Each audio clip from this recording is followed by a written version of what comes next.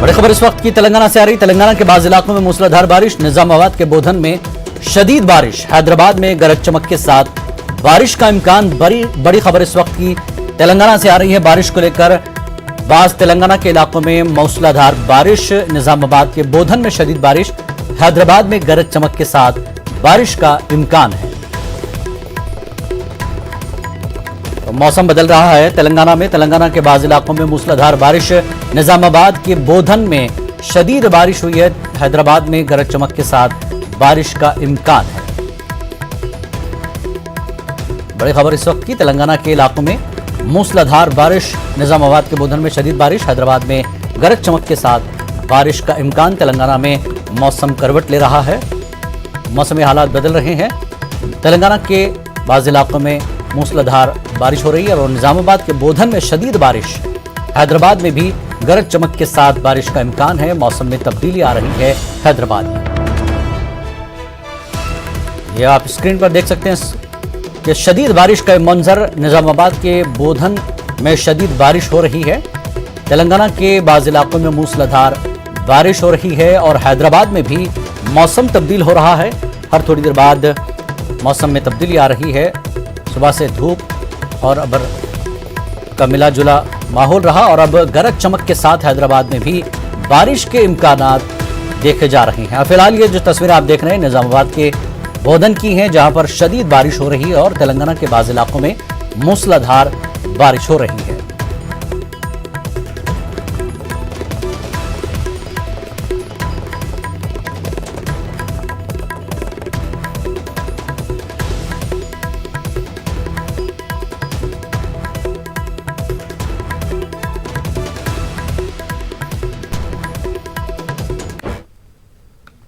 और आगे बढ़ेंगे। वाराणसी की ज्ञानवापी मस्जिद मामले पर जिला अदालत में समाअत जारी है। अदालत के अंदर इबादतगाहों के कानून पर बहस हो रही है।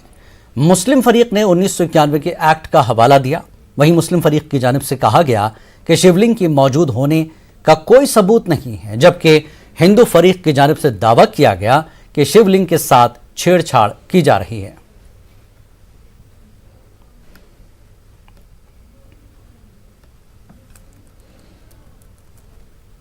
और ताजमहल की मस्जिद में नमाज अदा करने पर 4 सयाहों को गिरफ्तार किया गया। गिरफ्तार किए गए सयाह 3 तेलंगाना के रहने वाले हैं, जबकि एक का ताल्लुक आजमगढ़ से है। ताजमहल अहाते में बनी मस्जिद में 6 सयाहों ने नमाज पढ़ना शुरू किया था। नमाज की अदायगी के बाद CISF के जवानों ने 6 सयाहों को हिरासत में ले लिया, लेकिन भीड़ का फायदा उठाते हुए 2 सयाह फरार हो गए। 4 सयाहों को CISF ने अपनी तहवील में लेकर ताजगंज पुलिस के हवाले कर दिया। पुलिस ने 4 सयाहों के खिलाफ दफा 153 का मुकदमा दर्ज करके उसे अदालत में भेज दिया। वाज़ेह के ताजमहल के अंदर बनी मस्जिद में सिर्फ जुमे की नमाज की इजाजत है। हैदराबाद से हम लोग 3 फ्रेंड्स हम लोग विजिट पे आए हुए थे ताजमहल देखने के लिए। तो हमने देखा कि मस्जिद का बोर्ड लगा हुआ था। मस्जिद में हमने नमाज पढ़ी। हमको ऐसा कोई नोटिस वहाँ पे है नहीं कि नमाज नहीं पढ़ सकते। हमने किसी और को भी देखा था नमाज पढ़ते हुए, तो हम लोगों ने सोचा कि शायद पढ़ सकते हैं, इसीलिए हमने अंदर गया और किसी ने हमें रोका भी नहीं था और वहाँ कुछ लिखा हुआ भी नहीं है और हमको पता भी नहीं है, क्योंकि हम लोग विजिटर्स हैं, हैदराबाद से आए हैं। और हम लोग मैं 3 साल से कनाडा में हूँ, ये 1 ईयर से कनाडा में स्टडीज़ चल रही है हमारी, और 1 मंथ के लिए विजिट पे आए हुए थे। और इनका दिल्ली में काम था US बायोमेट्रिक का, तो हम लोग दिल्ली से यहाँ पे ताजमहल देखने के लिए। हाँ, तीनों फ्रेंड्स हैं। ये कल शाम को लगभग 7 बजे के आसपास CISF जो अंदर के सिक्योरिटी को देखती है, पूरे रेड जोन की सिक्योरिटी को देखती है, उसने ये पाया कि 6 लोग वहाँ ताजमहल में स्थित मस्जिद में नमाज अदा कर रहे हैं। इसी पर वहाँ पे जो CISF के लोग थे, उन्होंने 6 लोगों को पकड़ने का प्रयास किया, जिसमें 2 लोग भीड़ का फायदा उठा के निकल गए और 4 लोगों को मौके से पकड़ा गया। उन 4 लोगों को CISF के द्वारा थाना ताजगंज में सुपुर्द किया गया और CISF के द्वारा दी गई तहरीर पर थाना ताजगंज में मुकदमा पंजीकृत किया गया है, धारा 153 भादवी, और उसके बाद अग्रिम विधिक कार्रवाई की जा रही है। जो 4 लोग CISF के द्वारा पुलिस को सुपुर्द किए गए थे, वो उसमें 3 लोग तेलंगाना के रहने वाले हैं और 1 लोग आजमगढ़ UP के रहने। और वज़ीर आज़म नरेंद्र मोदी हैदराबाद के दौरे पर हैं। इस मौके पर PM मोदी ने बेगमपेट एयरपोर्ट पर बीजेपी की कारकुनों से खिताब किया। अपने खिताब में पीएम मोदी ने वज़ीर आला केसीआर को निशाना बनाया। उन्होंने कहा कि तेलंगाना में परिवारवाद की सियासत ने रियासत के मुस्तकबिल को अंधेरे में ढकेल दिया है। एक परिवार, साम दाम दंड भेद, ये रास्ता अपना करके तेलंगाना को तबाह करने में नई नई साजिश करते रहे। साथियों,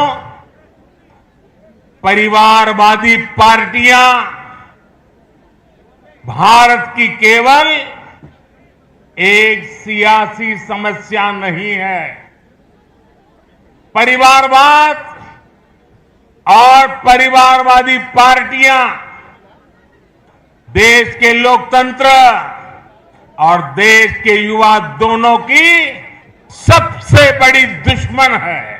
इसलिए आज 21वीं सदी के भारत के लिए परिवारवाद से मुक्ति, परिवारवादी पार्टियों से मुक्ति एक संकल्प भी है और एक नैतिक आंदोलन भी है।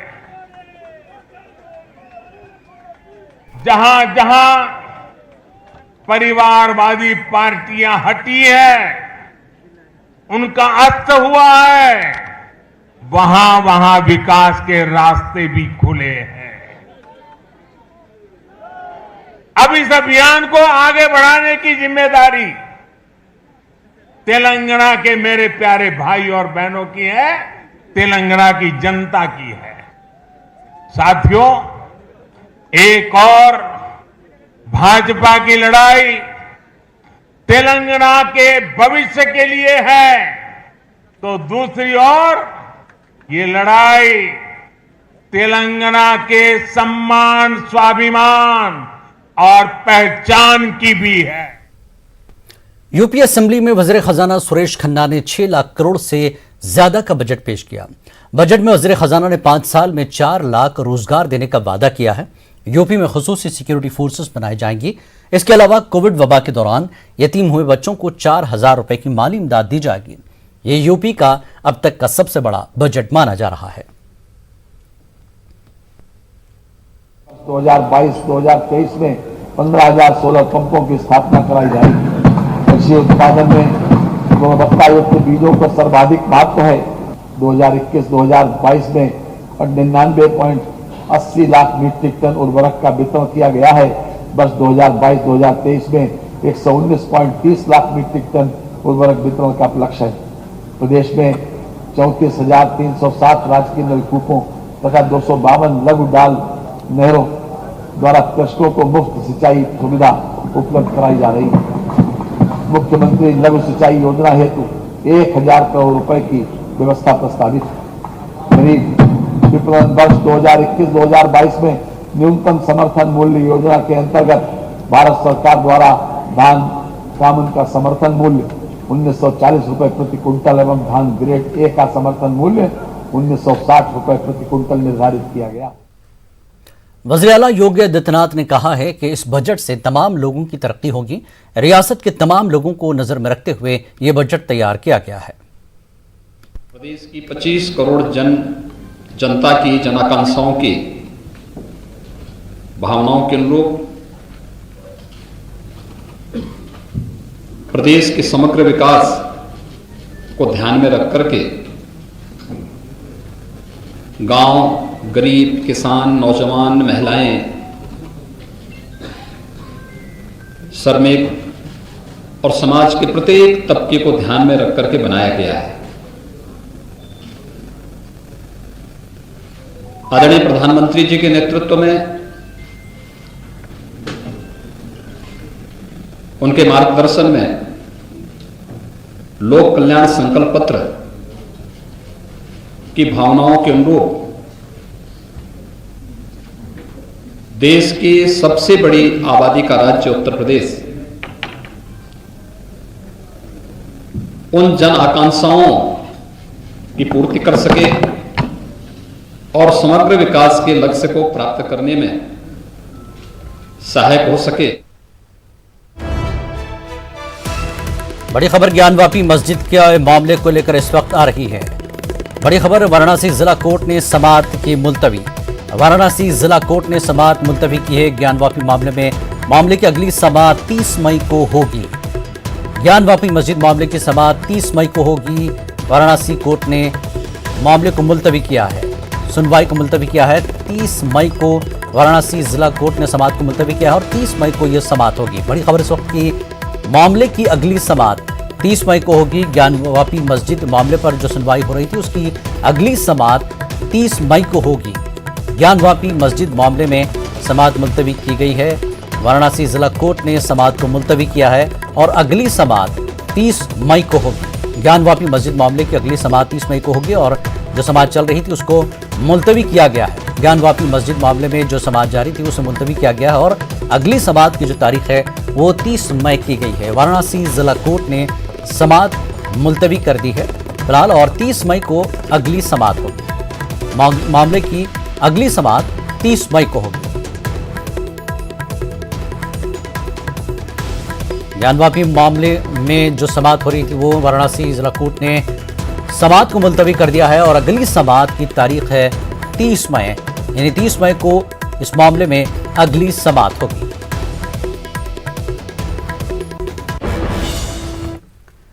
और अखिलेश यादव ने कहा है रियासत में तमाम काम पुराने सरकार के ही नजर आ रहे हैं। यह सरकार सिर्फ कागजों पर तरक्की करती है।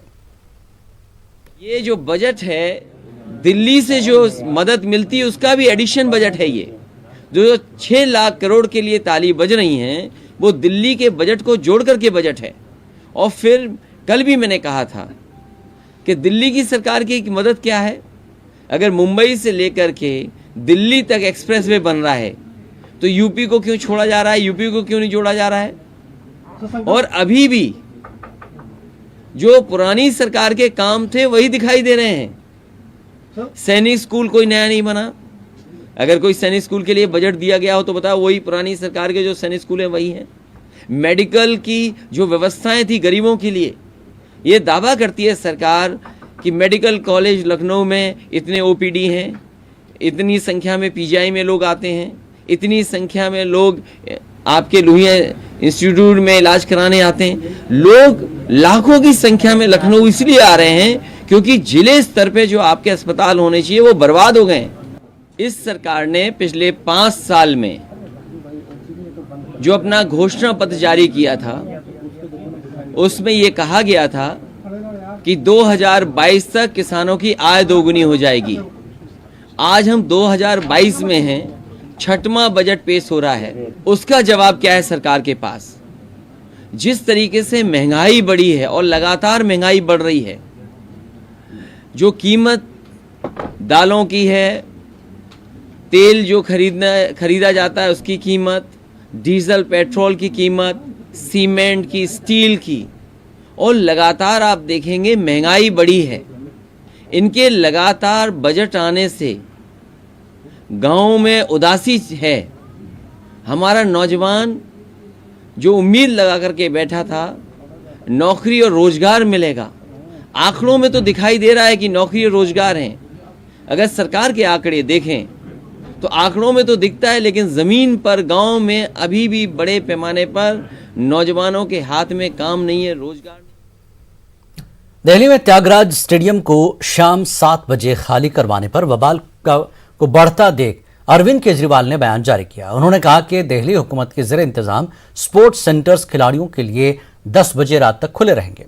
दरअसल आईएएस अफसर पर इल्जाम है कि वो अपने कुत्ते के साथ स्टेडियम में चहलकदमी करने आते हैं, इसलिए वहां ट्रेनिंग करने आने वाले एथलीट को परेशानी होती है, उन्हें स्टेडियम खाली करना पड़ता है। आईएएस अफसर संजीव खरवार 1994 बैच के हैं और फिलहाल वो दिल्ली में रेवेन्यू कमिश्नर के ओहदे पर फायज हैं। दिल्ली के मुख्यमंत्री अरविंद केजरीवाल ने एथलीट्स को बड़ी राहत दी है।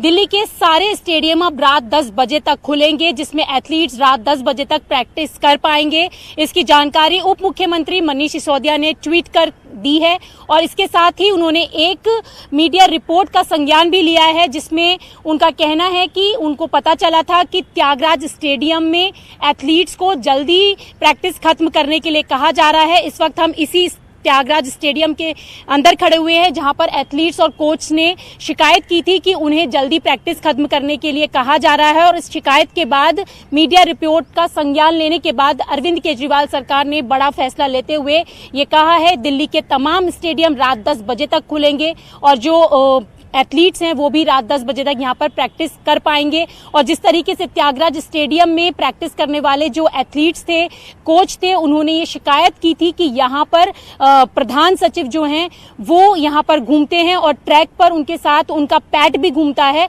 इसको लेकर शिकायत की गई थी। हालांकि प्रधान सचिव ने इस पूरी खबर का खंडन करते हुए कहा है कि वो घूमने जरूर आते थे, लेकिन किसी भी तरीके से एथलीट्स को जल्दी प्रैक्टिस खत्म करने के लिए या कोचेस को जल्दी प्रैक्टिस खत्म करने का कोई निर्देश नहीं दिया गया था और खाली समय में वो यहाँ पर आते थे। और उसी के बाद ये पूरा मामला संज्ञान में आया, जिसका पूरा चर्चा जो है एक मीडिया रिपोर्ट में सामने आया और उसके बाद दिल्ली सरकार ने फैसला लेते हुए ये बड़ी राहत एथलीट्स को दी है कि जो स्टेडियम है वो रात 10 बजे तक खुल पाएंगे और जो खिलाड़ी हैं जो प्रैक्टिस करते हैं वो रात 10 बजे तक स्टेडियम में आकर प्रैक्टिस कर पाएंगे। कैमरा पर्सन नगेंद्र के साथ रचना, न्यूज 18 दिल्ली। और मथुरा में श्री कृष्ण जन्मभूमि की जगह और उससे मुल्क शाही ईदगाह मस्जिद है, जिस पर जमीन की मिल्कियत को लेकर तनाजा चल रहा है। इस तनाजे पर मथुरा के सिविल जज सीनियर डिवीजन अदालत में आज समाअत हुई। अदालत ने तमाम फरीकों को अर्जदाश्त पर जल्द जवाब दाखिल करने का हुक्म दिया। यह अर्जदाश्त सुप्रीम कोर्ट की वकील रंजना अग्निहोत्री ने दायर की है। अर्जदाश्त में शाही ईदगाह मस्जिद को हटाने की अपील की गई है। इसके साथ ही मुतनाज़ा जमीन को श्री कृष्ण जन्मभूमि न्यास के हवाले करने का मुतालबा किया गया। अर्जी गुजारों का कहना है कि शाही ईदगाह मस्जिद श्री कृष्ण जन्मभूमि के 13.37 एकड़ अराजी में खड़ी है। हिंदू फरीक का दावा है कि भगवान कृष्ण की जाय पैदाइश और मंदिर का मुक़द्दस मकाम वहीं वाक़ है। अर्जी गुजारों ने अदालत से श्री कृष्ण जन्म स्थान सेवा संस्थान और मस्जिद कमेटी के दरमियान हुए माहदे को गैर कानूनी करार देने की भी अपील की है। देखिए, आज जो लगभग 2 साल पहले सिविल सूट उनका खारिज हुआ था, तो आज उसकी सुनवाई थी, आज वो दायर किया गया। तो अभी तो उसमें शुरुआत है उसकी, पहले वो हमें कॉपी देंगे, कॉपी के बाद में हम अपना जो उन्होंने बिंदु उठाए होंगे उनका हम बिंदुवार जवाब देंगे, अपना दरवाज़ दाखिल करेंगे। तो आज तो मात्र शुरुआत है उनकी। एक आज सुनवाई के रूप में खाली ये था कि आज ही उनका मुकदमा अब सुना जाएगा, इतना है। कौन सी डेट पड़ी उसमें आज? 1 जुलाई, सभी और लगी हुई है उसमें, तो वो भी 1 जुलाई में सुनवाई हो जाएगी। हमारा तो कहना ये है कि जहाँ देखिए मथुरा एक बहुत सौहार्दपूर्ण नगरी है, जहाँ भव्य मंदिर बना हुआ है, पूजा अर्चना जारी है, यहाँ साई मस्जिद ईदगाह बनी हुई है, वहाँ 5 वक्त की नमाज और अन्य धार्मिक कार्यक्रम जारी रहते हैं हमेशा। रास्ते अलग हैं, सीमाएं अलग हैं, कोई विवाद ना पहले था ना कभी है, स्थानीय स्तर पर तो विवाद है नहीं। कुछ बाहरी लोग 2020 में आए, उन्होंने मुकदमा दायर किया, उनका मुकदमा खारिज हुआ, तब उनकी देखा देखी कुछ स्थानीय लोग भी इसमें वादी बनकर आए। लेकिन आज भी आप देख लीजिए, बाहरी लोगों की संख्या मुकदमों की ज़्यादा है। स्थानीय लोग तो उसमें क्या 2 लोग वादी के रूप में 2 मुकदमे में हो सकते हैं, लेकिन बाहरी लोग जिनका कोई अधिकार, ना तो वो ट्रस्ट के सदस्य हैं, ना वो सेवा संघ के सदस्य हैं और ना वो साई मस्जिद के सदस्य हैं, इसमें तो किस अधिकार से आए हैं यहाँ पे? ये अभी तक जो पत्रावलियाँ हैं, अभी तक तो उनमें ऐसा कोई कागज दस्तावेज पत्रावलियों पर नहीं है। अब उन्होंने कहाँ दाखिल किया है, अगर उसकी वो कॉपी हमें देंगे तो फिर हम अपना प्रमाण साक्ष्य के साथ में अपने। मस्जिदों और तारीखी इमारतों पर जारी तनाज़े के बीच कर्नाटक के साबिक़ वज़ीर आला HD कुमारस्वामी ने सवाल किया है। उन्होंने पूछा कि क्या टीपू सुल्तान के जरिए मंदिरों को अतिया करदा ज़मीनों पर अगर मुसलमान दावा पेश करेंगे तो उन्हें ये ज़मीन वापस कर दी जाएगी। श्रीरंगापट्टनम मस्जिद पर हिंदू तंजीमों के जरिए दावा पेश किए जाने पर JDS ने अपना मौक़िफ़ साफ कर दिया। उन्होंने वाज़ेह किया कि आवाम की फलाह बहबूद पर तवज्जो दी जानी चाहिए। कुमारस्वामी ने मज़ीद कहा कि इस तरह के मुद्दे मुल्क के मुस्तक़बिल के लिए बेहतर नहीं हैं। ಕೆಲವು ಹಿಂದೂ ದೇವಸ್ಥಾನಗಳಿಗೆ ಟಿಪ್ಪು ಕಾಲದಲ್ಲಿ ಭೂಮಿ ದಾನ ಮಾಡೋನಲ್ಲ, ಅವರಿಗೆ ಕನಸಿಗೆ ಬರ್ತದೆ ಈಗ ಆ ಸಮಾಜಕ್ಕೆ, ಆಗೆಲ್ಲ ಭೂಮಿಯಾಗ ವಾಪಸ್ ಕೊಡ್ತೀರಾ? ಕೇಳಲಿಕ್ಕೆ ಬಯಸ್ತೀನಿ, ಹೆಸರು ಹೇಳೋದಿಲ್ಲ. ಹಲವಾರು ಹಿಂದೂ ದೇವಸ್ಥಾನಗಳಿಗೆ ಟಿಪ್ಪು ಕಾಲದಲ್ಲಿ ಯಾವ್ಯಾವ ರೀತಿಯಲ್ಲಿ ಆ ಒಂದು ನಮ್ಮ ಹಿಂದೂ ದೇವಸ್ಥಾನಗಳಿಗೆ ಅವರು ಉಡುಗೊರೆ ಕೊಟ್ಟಿದ್ದಾರೆ, ಯಾವೊಂದು ಭೂಮಿಗಳನ್ನು ಕೊಟ್ಟಿದ್ದಾರೆ, ಅದೆಲ್ಲವನ್ನಾಗಿದ್ದರೆ ಅವರು ವಾಪಸ್ ಕೇಳ್ತಾರೆ. ಕೊಡ್ತಕ್ಕಂಥ ಪರಿಸ್ಥಿತಿ ಆ ರೀತಿ ವಾತಾವರಣ ನಿರ್ಮಾಣ ಆದರೆ ಆಗೇನು ಮಾಡ್ತೀರಿ? ಅದರಿಂದ ಈ ವಿಷಯ ಸಂಬಂಧಿಸಿ ಬಿಡಿ, ಜನರ ಬದುಕನ್ನು ನೋಡಿ. ಈಗ ತಾನೇ ಕೋವಿಡ್ನಿಂದ ಹೊರಗೆ ಬಂದಿದ್ದೀವಿ, ಹಲವಾರು ಕುಟುಂಬಗಳ ಪರಿಸ್ಥಿತಿ ಏನಿದೆ ಅರ್ಥ ಮಾಡ್ಕೊಂಡು ಆ ಜನರ ಬದುಕನ್ನು ಕಟ್ಟಲಿಕ್ಕೆ ನೋಡಿ, ಬದುಕನ್ನು ಹಾಳು ಮಾಡಿ. मोदी हुकूमत ने मरकज में अपने इख्तिदार के 8 साल मुकम्मल कर लिए हैं। गुज़श्ता 8 सालों में दोनों लोकसभा इंतखाबात में बीजेपी ने पीएम नरेंद्र मोदी की क़यादत में ज़बरदस्त जीत हासिल की। अब पार्टी आने वाले 2024 के इंतखाबात की तैयारियां कर रही है। लेकिन 8 साल मुकम्मल होने के मौके पर अगर हम पीछे मुड़कर देखें तो मोदी हुकूमत ने कई ऐसे फैसले लिए जो तारीखी माने जाते थे। हालांकि इनमें से ज़्यादातर को लेकर तनाज़ा भी हुआ और कुछ फैसले हुकूमत के लिए किरकिरी साबित हुए। वज़ीर-ए-आज़म मोदी के 8 साल मुकम्मल होने के मौके पर मुल्क भर में जश्न मनाया जा रहा है। मुल्क के मुख्तलिफ शहरों और इलाकों में मुख्तलिफ प्रोग्रामों का इनेकाद किया जा रहा है। प्रधानमंत्री मोदी के कार्यकाल को 8 साल पूरे हो रहे हैं। हमारे साथ बात करने के लिए मौजूद हैं बीजेपी सांसद मनोज तिवारी। सर, प्रधानमंत्री नरेंद्र मोदी के कार्यकाल के 8 साल पूरे हो रहे हैं, किस तरीके से देख रहे हैं इन 8 सालों को आप? देखिए, वैसे तो नरेंद्र मोदी जी के कार्यकाल के 20 साल पूरे हो रहे हैं। 20 साल से वो सार्वजनिक जीवन में हैं और उन्होंने एक से एक ऐतिहासिक कदम उठाए जनता की भलाई के लिए। प्रधानमंत्री के रूप में उनके 8 साल पूरे हुए हैं, हमारे सांसद के रूप में 8 साल पूरे हुए हैं और निश्चित रूप से इन 8 सालों की जो भी समीक्षा करेगा उसको इतना अवश्य पता चलेगा कि शासन किसको कहते हैं, सबका साथ, सबका विकास, सबका विश्वास किसको कहते हैं।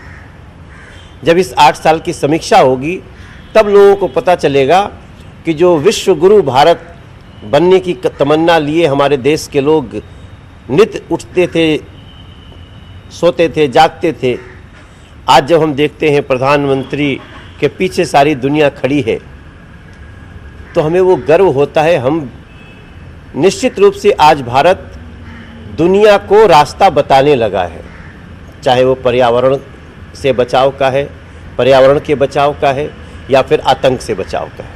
सर, इन 8 सालों में बहुत सारी चीज़ें देखने के लिए मिली और विपक्ष ने भी कई सवाल उठाए प्रधानमंत्री नरेंद्र मोदी के इस कार्यकाल को लेकर, महंगाई को लेकर, आर्थिक व्यवस्था को लेकर। उस पर क्या जवाब देना चाहेंगे? देखिए, सवाल तो हम स्वागत करते हैं। विपक्ष को हम बार बार यही कहते हैं कि आप सवाल करो, प्रश्न करो और फिर उसका जवाब भी सुनो। विपक्ष सवाल उठाता रहा, सरकार का जवाब नहीं सुना, प्रधानमंत्री जी का जवाब नहीं सुना, हम सांसदों का जवाब नहीं सुना, तो जनता ने जवाब दे दिया उन लोगों को।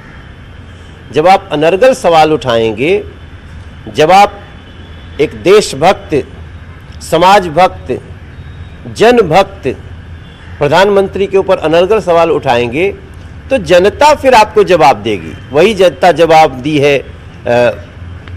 कांग्रेस जैसे विपक्षियों को जवाब दिया उसने। तो आपने देखा, ये थे हमारे साथ बात करने के लिए बीजेपी सांसद मनोज तिवारी, जिनका कहना है कि जिस तरीके से प्रधानमंत्री नरेंद्र मोदी के कार्यकाल के 8 साल पूरे हो रहे हैं, इन 8 सालों में प्रधानमंत्री नरेंद्र मोदी ने हमेशा ही सबका साथ, सबका विकास के लिए काम किया है। कैमरा पर्सन नगेंद्र के साथ रचना, न्यूज़ 18 दिल्ली। 2014 से लेकर 2023 और ये 8 साल का कार्यकाल मोदी जी की सरकार पूरा करने जा रही है। इन 8 सालों के अंदर अमूलचूल परिवर्तन इस देश के अंदर हुआ। जहां वैचारिक मुद्दों का समाधान हुआ, धारा 370 और राम मंदिर का निर्माण हुआ, वहीं आम जन को ध्यान में रखते हुए उनके विकास की योजनाएं बनाएगी। चाहे उज्ज्वला गैस योजना हो, चाहे जल जीवन मिशन की योजना हो, चाहे प्रधानमंत्री कृषक साथी योजना के तहत सीधे उनके खाते के अंदर पैसे भेजने की योजना हो, और चाहे आयुष्मान भारत के अंदर 5 लाख रुपए का निःशुल्क इलाज हो। और इसके साथ साथ एक ने अनेकों योजनाएं ऐसी जिन योजनाओं के माध्यम से आज लोगों के घरों के अंदर उजाला आना शुरू हुआ है। जहां पहले बीपीएल परिवार के लोगों को सिर्फ 70,000 रुपए इंदिरा आवास के दिए जाते थे, अब उस इंदिरा आवास के योजना को समाप्त कर प्रधानमंत्री आवास योजना लागू की गई, जिसके अंदर 1,48,000 रुपए की राशि दी गई। और आज देश के अंदर एक नहीं, करोड़ों प्रधानमंत्री आवास बनने की श्रृंखला के अंदर जारी है। इसलिए इन 8 सालों के अंदर इस देश के अंदर अमूलचूल परिवर्तन के साथ साथ लोगों का सर्वांगीण विकास। खबरनामे में फिलहाल इतना ही। आदाब।